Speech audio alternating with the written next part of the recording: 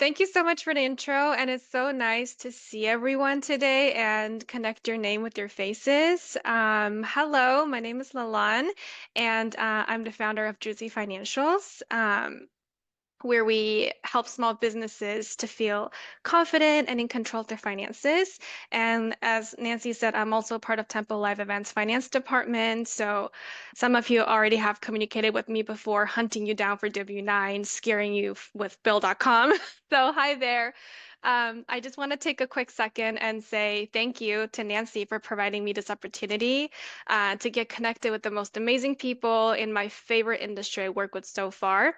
I see how much passion you pour into your work, so I want you to feel the same confidence and clarity when it comes to your financial operations. So today, I'm here to help simplify a few things that's in your financial department. There's a lot of topics to cover, and we can probably only do a few, but I did make sure that they're extensive so you can, take home some knowledge, get informed, get empowered, and be excited to manage your business finances. So, the two main topics that we're going to cover today, the first one is entity selection. We're going to cover what kind of entities out there briefly and do a deeper dive into when is the best time to become an S Corp and why. And in order to under why, we're gonna kind of look into self-employment taxes a little bit because that is the main determinant factor for the S Corp election. So it makes sense for all of us. And then the second section of the presentation, we're gonna talk about bookkeeping and financial operations and how we can structure it so it can work for you for the long run. All right, so entity selection. We all start somewhere. Most of us begin by saying yes to gigs, collecting payments however we could, and figuring it out along the way. And that's totally normal. But if you're already producing events, running shows, you're working regularly in the industry, which I think all of you are, then you probably have already got into an entity or you have realized, okay, it's time for me to structure my business. Um, and separate myself from my business, right? So let's dive into that next and start with different entity types. So there are many different entity types out there, but we're going to focus on the main three that applies to all of us in this industry. The first one is sole prop, pretty straightforward. If you're getting paid as a freelancer under your personal name and you haven't really registered anything, then you file your income and expenses on your personal tax return, then your sole proprietorship. It's very easy, but there's a big catch to it is that there's no legal separation between you and your business.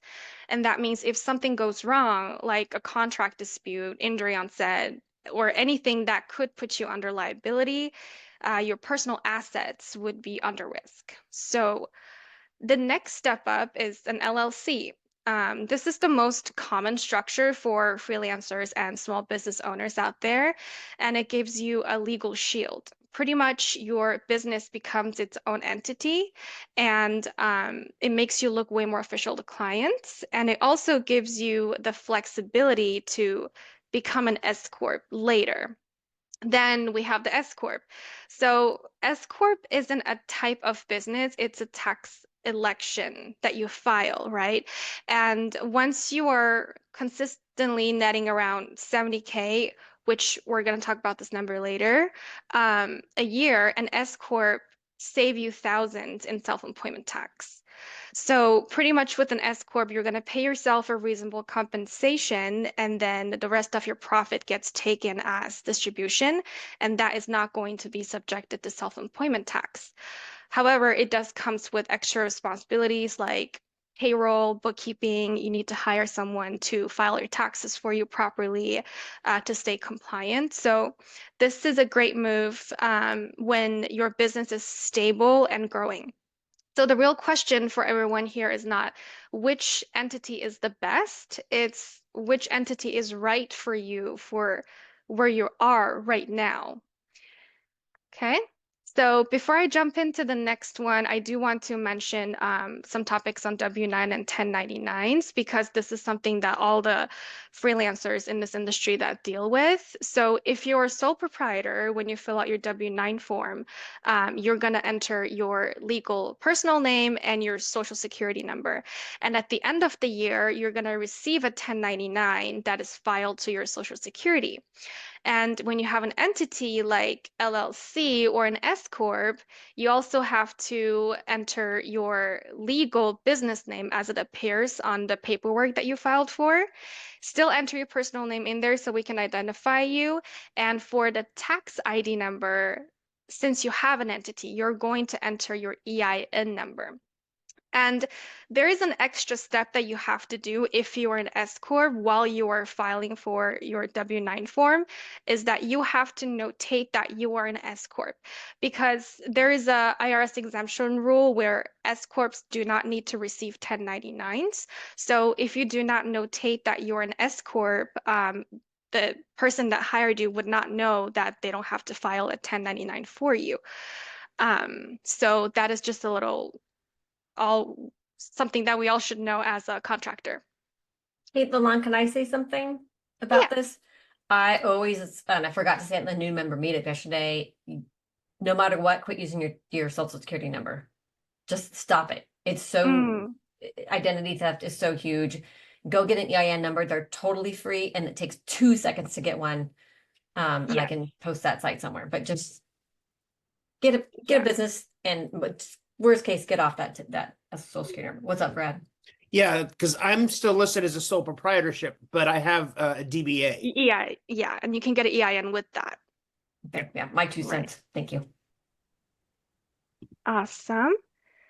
Okay, so some of you must have already established an LLC and currently thinking about, transitioning to an S corp, but not very sure when. Then the next topic should help you determine if your business is ready for the S corp election. So in order to make that decision, we need to understand self-employment tax. The definition of self-employment tax pretty straightforward. When you're self-employed, you owe taxes on 15.3% of your business net income. So business net income, net profit, which is the last number after you deduct all of your expenses. And 12.4 goes to Social Security and 2.9 goes to Medicare. So usually if you have a W-2 job, your employer will actually pay for half of the 15.3 out of their pocket on behalf of you and then withheld another half, which is even 7.65%. But when you're self-employed, you don't have an employer who's taking the tax out of your paycheck. That means you're responsible for paying both employee portion and employer portion of the Social Security and Medicare, which makes it to the 15.3%. So as a self-employed person, we have to pay self-employment tax. So here's just a quick breakdown on how it's calculated. We do get a little break from the IRS. We don't pay that full 15.3% on our full business net income. We pay it on the 92.35% of the business net income. So it's just the IRS way of saying that, okay, we know that you're self-employed, we'll cut you some slack, adjusting for a fact that we are paying both sides. So, for example, if you're netting 50K in profit, you're going to end up owing around $7,000 in self-employment tax. And another very important note is that self-employment tax is separate from our regular income tax. The regular income tax is calculated with our adjusted gross income with the tax brackets, right? So we're actually paying for both of them. So at the end of the year, if you're not setting money aside, you're going to get hit by a very large tax bill. So the bottom line here is that because we're self-employed, we're not only subjected to self-employment tax, we're also subjected to regular income tax. Definitely set aside 25 to 30%. I would say 30% is the most secure percentage. If you saved up a little more, then you have extra cash at the end of the year. But at least you're prepared, right? So that you're not scrambling when the tax season hits. So Now we know that the self-employed individuals are responsible for self-employment tax and regular income tax. This is going to be significantly impactful on our take-home pay, right? And now this is the point where people start to think about, oh, how do I save on it? And then there is a strategic move that can help reduce this tax burden, which is electing to be an S corp. So by making this election, you pay yourself a reasonable compensation, which is subjected to self-employment tax. And then every time when you run payroll for yourself, you pay it along the way, right? And then the rest of the profit will gets taken at distribution and it will not be subjected to self-employment tax. So the structure can lead to substantial tax savings on the self-employment tax side as your business grows. So I did mention earlier that you do want to look at the net income to hit around 70,000. I'm pretty sure you probably heard a lot of different numbers out there. And I put two little scenarios so that it makes sense. Why do we want to see this number before we decide for an S Corp election? So let's jump into that soon. Before we jump into the scenario, another additional S Corp election consideration that you need to have is that if you're electing to be an S corp, there's extra expenses that you need to pay for. You have to pay for a payroll system to run payroll for yourself. And because having an S corp, you need double entry accounting, you need to either know how to do your books properly, or have a bookkeeper and have a CPA to file your tax return because you do not only have to report your profit and loss report, you're also reporting your balance sheet on the 1120S. So you have to make sure the reports are accurate. So there are additional costs in that. And because you are going to be your employer, you're going to be responsible to pay for the employer portion of federal unemployment and state unemployment. So these are going to be some additional cost that comes along with an S corp. So expect anywhere from 3,000 to 5,000 a year additional in expenses. All right. So here's two examples that shows you the tax impact of an S corp in different revenue range, right? And the first one is when your annual net income is at 45,000. And this column is for the LLC, this column is for the S corp, and I have factored in that additional 3,000 a year additional cost that you will occur by maintaining this S corp. And as we can see, for sole prop and LLC, you both file 1040 Schedule C, right? And then your self-employment tax, the 15.3%, is calculated based on your net income. But when you have an S corp, your self-employment tax is calculated based on the reasonable compensation that you set for yourself, and the payroll expense is going to be deductible for your business, which will reduce your net income.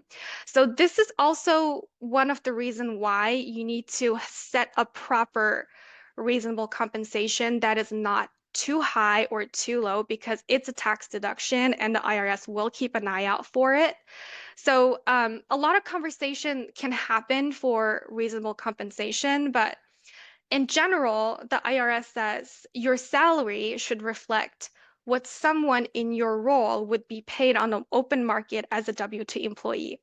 But at the same time, think about it. You are wearing multiple hats in your organization. You're playing different roles with different amount of time invested. And one day you're marketing, one day you are the assistant, one day you could be the janitor for your office. You do a lot of things for your business, right? So you have to factor all those role and the amount of time that you put into the business into consideration. And there are other determinant factors like the value of your work and your experience in the industry and also your revenue range. So you probably have heard about like 60-40 rules, 50-50 rules, and and that is not really recognized by the IRS or the court. So the best way to evaluate your reasonable compensation should always be the role that you're playing for your organization and calculating that way. Um, this is also the reason why you hear so many numbers when people are talking about, oh, you can totally do an S corp election at 50,000 a year or 30,000 a year. But if you have a net income of 30,000 a year and okay, I'm going to use 50-50 rule to pay myself a reasonable compensation and you run a 25,000 a year salary for yourself, that could be problemsome because it's not really evaluated by your role in industry, right? So as we can see, with being an S corp at a 45,000 net income range, yes, we do save taxes, right? We saved around $600 in taxes as an S corp comparing to an LLC. And there are benefits to that because you are paying your self-employment taxes along the way. But in the big picture, what this number is telling us is that you're investing $3,000, and that's the minimum number that I used, right? $3,000 to maintain an S corp so that you can save $600 in taxes. So it's not really worth it. We want to do the S corp election when we can see the tax savings starts to outweigh the amount of money that you invest into the S corp to maintain it. And here's another example.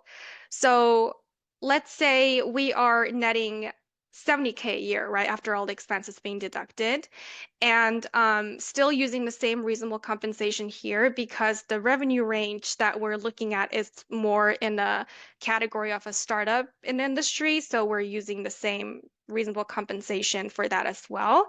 I use the same number so we can see the difference on the tax savings. So when you're netting at 70,000, you have enough cash flow to cover your payroll, right? And you still get to reduce your net income. But this is the tax savings of having an S corp comparing to an LLC. So what this number is telling us that okay, I'm netting 70,000 a year. I can have sufficient cash flow to cover my payroll to pay myself that proper reasonable compensation.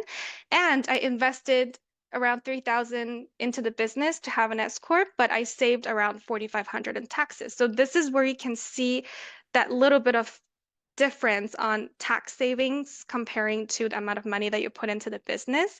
So in summary, when you start to hit more than 70K a year in net profit and your business write-off is maximized already, then it's time to go talk to your CPA and start the conversation about S corp election and emphasize on the topic of reasonable compensation setting with your CPA. All right. So the next section is my favorite part, bookkeeping and financial operations. I think it's more fun than taxes. And if every business owners can nail this part of their business operation down, you can calm down a chaos by at least 80%.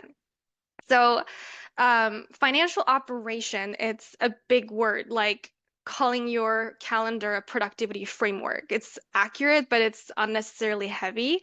So hopefully after the next few slides, this big word could be less vague for us. So when we think of big words, we tend to tune it out because as a business owners, we have enough chaos in our mind and we don't need another one, right? But this one, you do need to tune it back in and start thinking about it. Even if you are doing all your financial ops solo, you should start building it so that it's ready for you in the future. So, setting up a strong financial workflow from the start is very important because it is the first step of tax planning. And it is the first step for you to get financial clarity and increase your administrative efficiency. So, to simplify this big word, think of financial operations as your day-to-day money-related tasks that needs to be completed, and part of it is bookkeeping, and there is other parts, right? And when you are um, operating in your financial department, right, when you're doing all these tasks, and if you're designed a system properly, it could complement your administrative efficiency because your financial operations overlaps with your administrative work. So let's take a quick look at how we can structure it so that it could be beneficial for us for the long term. But before we talk about the structure, I do want to mention the mindset here. So it is very important to have the right mindset when you're setting up the structure of your financial operations. And the structure is not very complicated for small business owners like us, right? But you should still have something set up so that it makes sense for you and for the people who is going to work with you in the system. So you should approach it from a business owner's perspective with the mindset of, if I am going to produce full time in the near future and I have no time to manage my finances, right? And can you hire someone who can do what you were doing right away by following the system that you created? Even if you hire a professional bookkeeper, if there was no pre-existing procedures for them to follow and understand your business, it will cost you more to get them onboarded. So if you can design your system prior to hiring, it will be very easy to implement talent in your system, and you'll be able to see if they're doing their job correctly. So if you plan to do this solo, having a good system will help you stay organized and save you a lot of time. So, with that in mind, let's start with the foundation. Um, so, before we talk about the tasks, right? The financial tasks here, it's pretty much just the bookkeeping tasks for us, right? But we want to kind of see how we want to structure our whole financial operation so it makes sense for all of us. So, to set the proper environment, we need to have dedicated workstations. When I say workstation, think about workspace, think about a software that you're going to perform different tasks on, right? So first, we have to have an accounting software as a centralized workstation to complete financial tasks. And we're going to expand more on this later. And if you have payroll in the future, doesn't matter if it's contractors or a lot of W-2 people, you need to have a payroll software as a separate workspace, and it has to integrate with their accounting software so that your reporting is in one place. Then we need to have proper instructions on how to complete each financial tasks on these two workstations for people to follow if you are going to implement talent in the future. And the task management system that I mentioned here, it could be Asana, it could be a simple Google Doc that shows you that SOP on how to do certain stuff, right? So I did mention earlier on how our financial operations naturally overlaps with our administrative work, and this is where it starts. So um, our finance department and admin, we both heavily rely on organized documentation. So we need to create a third station, which is a shared station like Dropbox or Google Files, so that both finance and admin can get access to the stations to get what they need, share what they need to share with each other with shared access and also limitation of access. Because there are some financial documents admin people doesn't need to know, but there are a lot of administrative documentation the finance person need to know, right? So these are all the things that you want to think ahead when you're designing your system. So how do we set up the main entrance for financial ops? It's going to be a separate financial operation email, um, so that in the future, when someone comes in to work, they can use the separate email. And this is going to be pretty much their portal key to get access to all their workstation and complete the financial tasks. All right, so this is going to be the main framework, and routing it back to task management. Everybody should have some type of task management system, doesn't matter the size of your business, where on the operational side, the task management system pretty much is going to design how the tasks are being passed along between different departments so that you can unplug from it. And then any SOPs will be part of the task that is being transferred to when a specific role in your department have to do something. Right. So that's pretty boring, and it could be a little bit confusing, but let's dive deeper into the major part of our financial operations, which is our financial tasks, aka bookkeeping. The reason why I don't like to use bookkeeping only when we're introducing all these tasks is because bookkeeping is just about transaction management and reconcile your bank accounts, right? And we also have other financial tasks like 1099 filing and tracking, accounts receivable, accounts payable. So these are all the tasks that needs to be completed in a centralized workspace. And you can get this done by having an accounting software. Most of the businesses will have a very scattered operational workstation at the beginning. You will send invoice in one place. You'll send estimates in another place. Maybe you don't even send an estimate and you collect payment in another place, right? So if you haven't done this, definitely try to get an accounting software. I always recommend QuickBooks Online because that's what I use and that's what I'm confident with. There's also other softwares out there that can probably do the same, but I'm going to use this as an example here, so that you can centralize all these main financial tasks for you. And whether if you are working with a professional bookkeeper or you are doing your own books on your own, right? You or your bookkeeper should focus on establishing proper SOPs, manual, whatever call it, for these financial tasks. So the nature of the SOP here should focus more on the business specific requirement and not the technical part of utilizing the software. For example, if you hire a bookkeeper, think about when they're following your SOP for accounts receivable, aside from the basic knowledge on how to use the system and create the invoice and accounting software, right? That's what they bring to the table. What other specific information needs to be on the invoice, right? For example, let's say your bookkeeper is creating an invoice for you. What is the invoicing format based on the industry specific? What is the number format, right? Is there a specific client notes that the bookkeeper needs to be focused on? These are the information that you want to build into your SOP so that when you're implementing labor or having someone just to help you out when you're getting too busy, they can follow these instructions and get the work done accurately. And when you're designing the system on your own, you would be able to learn how to use the system, right? And at the same time, you understand how your financial operation works. So if you can complete a proper workflow for all these tasks in an accounting software, you're already building a really solid foundation for your financial operations and will be ready to hire right away when you start to get busy. So there are three, hold on, let me go back here. There are three topics that I marked bold here that I want to expand on. The first one is the transaction management, and this is the first step of establishing your financial operations. I know you heard probably from all different kind of people about this, but make sure that all the transactions that we're managing for our business in our books are business transactions.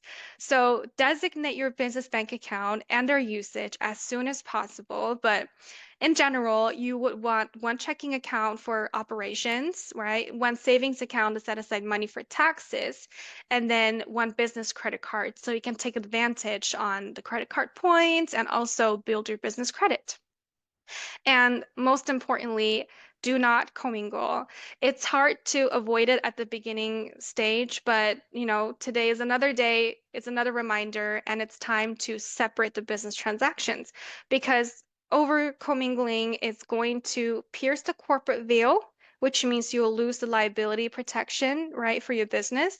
And most importantly, it messes up the true value of what you actually own in your business. So if one day you want to get your business evaluated or sell your business, your owner's equity will not have the true number to show the health of your business. So just for these two reasons, definitely implement this right away when you're setting up your operation. Another important topic is receipt management. Every time when you spend money on your business, especially when it's a cash transaction, retail store purchases like Target, Walmart, Costco, Amazon, where you will get itemized receipt. And whenever we go into the store, there's no way that we're going to swipe our card twice and one for personal and one for business, right? Sometimes in one receipt, we'll have some business purchases and some personal. So you would want to capture this receipt right away so that you can split them when you're doing your transaction management, right? So if you have an accounting system like QuickBooks, you can actually download their phone app, snap the receipt on the spot when you get it, upload it so that it's in your drive, QuickBooks online drive. And when you're doing the books, The receipts will show up. You can attach them to your transactions, split the transactions to with business and personal, right? And all the receipts that you upload into QuickBooks will be saved in the receipts section. So the work is centralized again. You will have a centralized space to manage your receipts and all of your transaction in one place. The next big topic, chart of account optimization. When I talk about chart of account optimization, it is pretty much that saying, make sure that all of your chart of accounts, especially on your profit and loss, they're complete, they're tax friendly, and they're organized in a way that makes sense to you. So here are some chart of accounts every event pros should have in their profit and loss reports.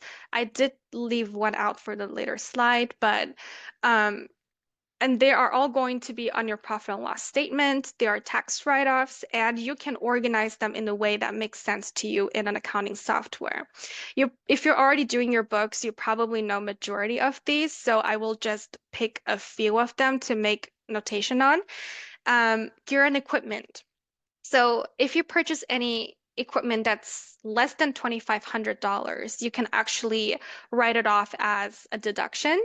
But if it's more than 25, you actually have to capitalize it, which means you'll have to record it as an asset and then depreciate it every year based on the useful life.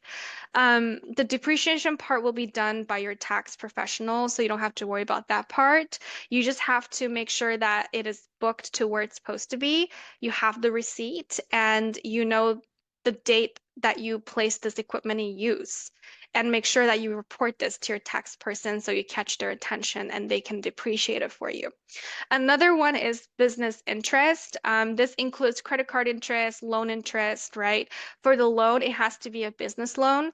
And for the credit card interest, you can only write off the credit card interest when you use this business credit card for business purposes only. And for wardrobe, business use only, that's the emphasis. And repair and maintenance limits to office space and equipment only.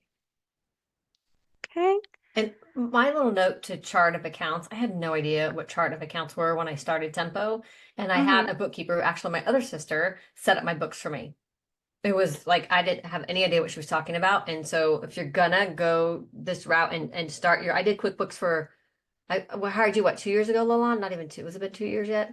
Yeah. We've been in business 16, 20. 17 years. Yeah. So for 15 years, I finagled my way through this on my own. And because I actually liked it, some people despise it, but I truly did like it. But there's no way I could have started from scratch. So I'd say if you're going to go this route with some sort of software, hire somebody for a day to get it all set up for you so you're not making mistakes as you go and screw a thing up. I mean, Lalon had to make some pretty good changes for me after 15 years of doing it by myself, but they weren't massive. Yeah. Yeah, so when you have an accounting software like QuickBooks, you will actually have a pre-existing preset chart of accounts there for you, but you definitely want to customize it because we have different write-offs in the industry and you want to organize them properly so that it makes sense to you. So yeah, definitely there's going to be changes that needs to happen for chart of accounts. Okay, so the next main topic is home office deduction. So this is one of the potential write-offs that gets easily overlooked, even if you're mostly working on events on site, right? This one can still apply to you. So if you do any administrative work from home, like sending invoices, prepping call sheets, doing a pre-pro work, right? Before you go on site and you do it from your home in a dedicated space, then you'll qualify for it. So the IRS allows you to deduct a portion of your home expense like rent, mortgage interest, utility, as long as that space is used exclusively and regularly for the business. So no, kitchen counter doesn't count, but if you have a corner of a spare room or a desk setup that's only for work, that is a potential write-off. And there are two ways to claim it. You can either use the simplified method that gives you $5 per square feet up to 300, or you can use the actual expense method. And the actual expense method is pretty much multiplying a percentage, right? So the percentage comes from you deducting not deducting, using your home office square footage dividing your whole house square footage. So for example, mine is 15%, and I can write off 15% of my rent or mortgage interest. So keep in mind that if you have mortgage, you can't write off the whole 15% on the mortgage payment. You can only write off the interest part of it. And you can write off 15% on utilities, homeowners or renters insurance, repair and maintenance, and cleaning services. And when it comes to repair and maintenance, there is some regulations that says it has to be more related to home office use only. So definitely consult with your CPA to make sure that you can write that off and apply that percentage. Okay. And everybody probably is familiar with this, but just a quick reminder that there are things that is not deductible, your personal clothing or makeup. If you purchased clothing for business, the best way is to keep a receipt and then go to an event that you're attending for that business, take a picture with that outfit so that you can legitimate it. And you can't really deduct daily meals. That is not tied to the business. And the commute to your regular office space or your co-working space, these are not deductible. And if you had any personal expenses on your business card, you can just write it off because you used your business credit card. I started to mumble. There you go. All right, so I know this was a lot to take in, entity selection, bookkeeping, but honestly, this is just the beginning, and I am very excited to share that I am working on a full course specifically for professionals like everyone that's in this presentation today. And the main value of this course will bring is to show you how to set up a functional financial operation for your business in this industry that can save you time and money in the long run. So the main financial tasks that we covered previously will be broken down into details, expanded further into step-by-step instructions with templates for you to follow and create the SOPs. And at the same time, you pretty much will know how to use the software to perform those tasks if you are DIYing your books for now, before you hire someone. And if you do not have an accounting background, do not worry about it. The goal here is not to train you to become an accounting pro. It's not accounting 101. We're not gonna deep too much into the why. We're gonna focus on how, so you can learn how to utilize the resources to complete the required financial tasks with the least amount of time. So this could be a great option for you if you do not have the bandwidth to hire a bookkeeper right now and you have some free time to manage the books, to develop the system so that you can implement talent later, so that you can save the cost and be ready to hire. And then by the time you hire someone to do your books, you'll be able to supervise, you can check the quality and accuracy of their work, and they will have a complete set of SOP to follow. So I'll also provide resources like S Corp Reasonable Compensation Calculator. That has been a little mini project that's going on for me right now. It's pretty interesting, and I would like to share that with you guys in the course.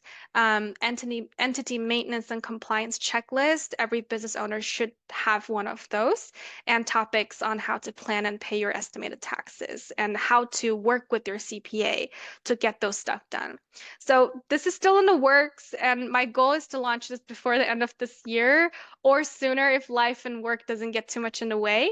But if you do want to stay in the loop and be the first to join, Nancy will post a Google form. We already posted out on Slack. We're just posting here again in case if you didn't get access to that, so that you can tell me what part of the accounting task that you struggle with the most and would love to learn more on, and any other topics that you'll be interested in learning for your financial operations. Okay, so here's my email address if you need to reach out to me. Feel free to reach out to me anytime to talk about anything. And thank you so much for listening. I know that's a lot and I babbled quite a bit, but Did great. that would be the end of my presentation.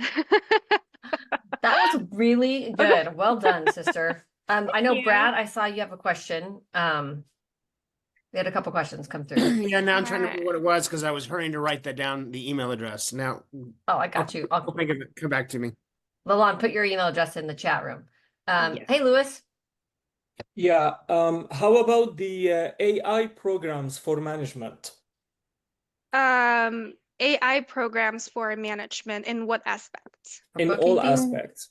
bookkeeping. Like when you take a project, you create the page for the project or the prompt for the project, you put your budget, you put like your crew, personnel,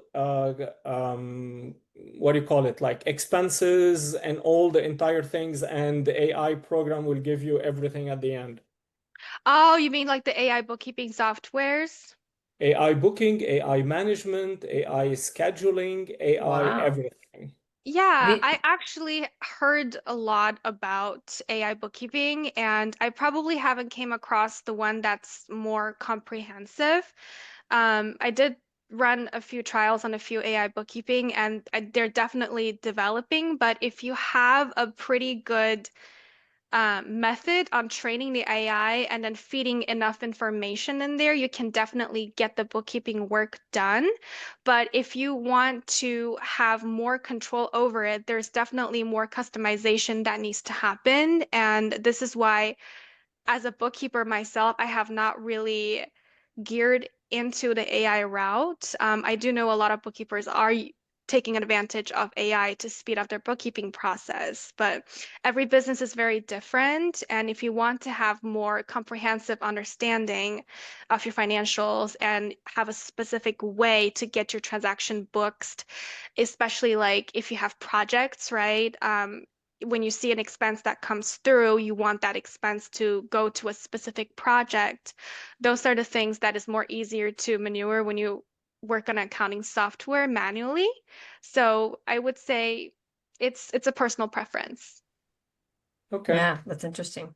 Hey, Melissa, Okay. you Mhm. asked about a reasonable salary. And I said, hang on, I'll tell you. This is what we did for me.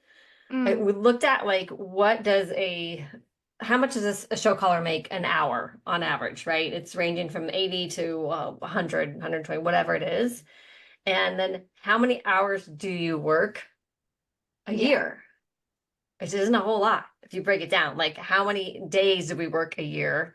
To cut that Hmm. into hours, and then we took my salary from that. So my salary is not that big, though I'm working on the business, I'm doing other things, but if we really look at how much we work per hour and then make it into the year, it's a reasonable salary. Like Yeah. but it's not what they make over at Envision full time. It's not 120K, 200K. No, not that, but it's Okay, so reasonable.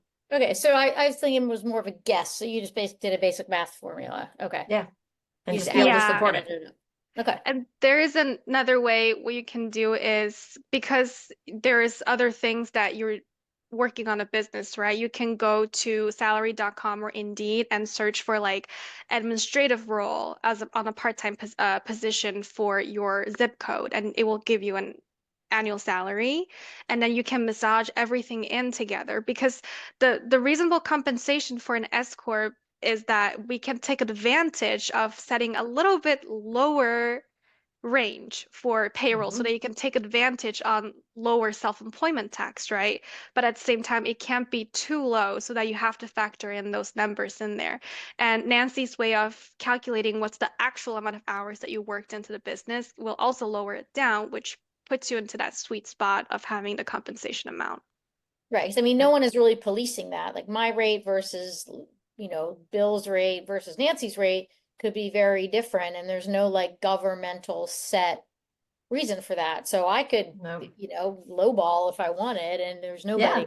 And the only con to lowballing is when you're going to buy a house and you want to show you have a good salary. You're like, Right. well, And you have to have like a proper documentation to support that. So that's mhm. the only thing that you have to do that I learned is that if your reasonable compensation is on a lower end, you want to have proper documentation explaining that why you set to this amount and why it makes sense.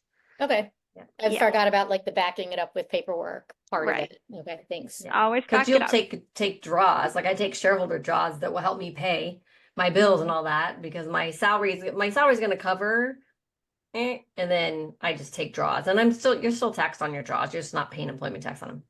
Yeah. Brad and Kelly, go for it. Um, I've been using H&R Block the last couple of years, but I had a really bad experience this year and will never use them again. I tried years ago to learn QuickBooks and I nearly committed suicide. Um, so you mentioned, Nancy, of having somebody set it up for you. How do I find somebody to set it up for me? You look over here, Well, there's a little square. The girl, she's got black sweater on and Uh, headset. uh, okay. I I can have your email. definitely help you set that up. I Yes. have your email. Okay, good. Yeah, Yeah. because yeah.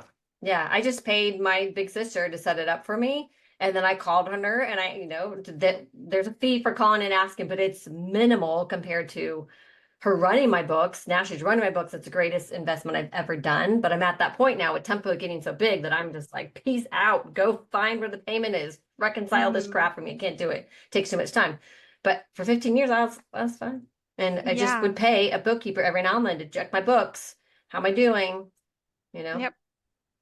It has been a pain-free process and it works really well because we have a pretty good system set up. There is a little learning curve on Yeah. utilizing the software, and majority of the business owners that I come across has that frustration. But sometimes when you are at the beginning stage of your business and you have time to manage it, like I do believe that every business owner should know how these things work so that you have an idea, and then when someone else is working on it for you, you will still know, okay, that's what they're doing. Is that right? Is that wrong? Instead I of like agree. just being tuned out from the whole process.